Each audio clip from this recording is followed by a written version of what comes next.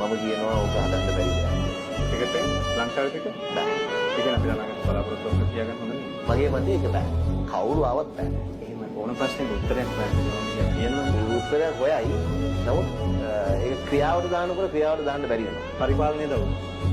අනිවාර්ය කුණුකරුවෙක්ට national team එකක් හොඳ වෙන එකයි නරක වෙන එකයි පුහුණු කරගන්න තියෙන්නේ. ප්ලේයර්ස්ලාගේ අතින්. ඒ කියන්නේ මේ ටීම් එක වක් කියන්න ඕනේ මේ තත්ත්වෙ. ඔව්. පුහුණුකරුට මොනවත් කරන්න බෑ. මට ඇවිල්ලා දුෂ්පාවක් දාන්න කියලා දෙන්න පුළුවන්ද? සංගක්කාරට ගාන විදියට කියලා දෙන්න පුළුවන්ද? බෑ. දක්ෂතාව තියෙන එක්කෙනෙක් තමයි එතනට යන්න ඕනේ. ආයෙ එතන පුහුණු වෙන්න දෙයක් එතන නැහැ. පුහුණු වෙන්න දෙයක් නැහැ. ඒ කියන්නේ මෑන් මැනේජ්මන්ට් එතන තියෙන්නේ. හොඳ මැනේජින් කෙනෙක් හොඳ පුහුණු කරගෙනෙක් වෙන්න පුළුවන්. රවි ශාස්ත්‍රී ක්‍රිකට් ගාලා තිබ්බට යා මෑන් මැනේජ්මන්ට්.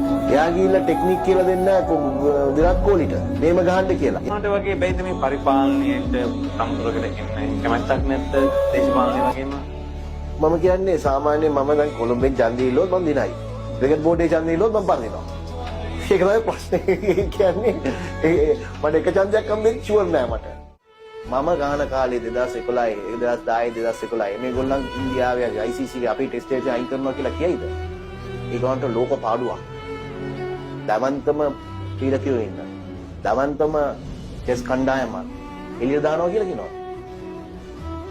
අපි ෆයිට් කරා ICC එක්ක 2003 දී. මොකෝ අපේ රයිට්ස් අරන් ඒගොල්ලන් දාන්න ගියා ICC World Cup එකට. ක්‍රිකට් බෝඩ් එකට දුන්නා 10 මිලියන් විතර ඒකෙන් දුන්නා භාගයක් ගැවීමක් ගෙවන්න ප්ලේයර්ට. ක්‍රිකට් බෝඩ් එක බෑ කිව්වා. අපි ෆයිට් කරා 115ක් දෙන්න ප්ලේයර්ස්ට ඔයගොල්ලෝ අපේ ෆොටෝස් යූස් කරනවා කියලා ඒ අවුරුදු අපි අස්සම් කරේම නැහැ 2003 දී. අන්තිමට එග්‍රී වෙලා අපිටත් ගත්තා ක්ලබ් ප්ලේයර්ස්ලටත් සල්ලි ගත්තා ඔක්කොටම සල්ලි අරන් තමයි අපි අස්සම් කරේ. එච්චර හයියක් තිබ්බා. ICC ප්‍රෙසිඩන්ට් ඩ්‍රෙසින් රූම් එකට ආවා මෙල්බන් වලදී. අපි මන්ඩේ ගාති එයා ප්ලීඩ් කරා මේක අස්සම් කරන්න කියලා. ඒම තත්ත්වයක් තිබ්බ ටීම් එකක් මේක.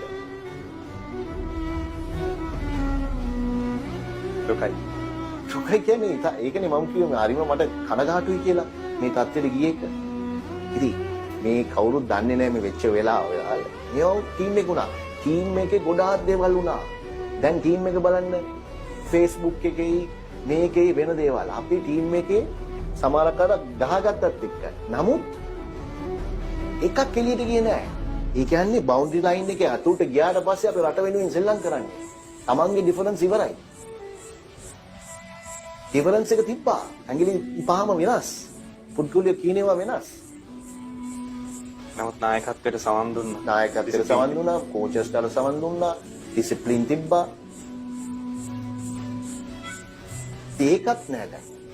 අඩුම ගානේ ඩිසිප්ලින් එකක්වත් තියෙන්න ඕනේ. පේන එකමුතුවක් ක්‍රීම් එකක් දිනන්න 11 දෙනාම එකතු වෙන්න ඕනේ.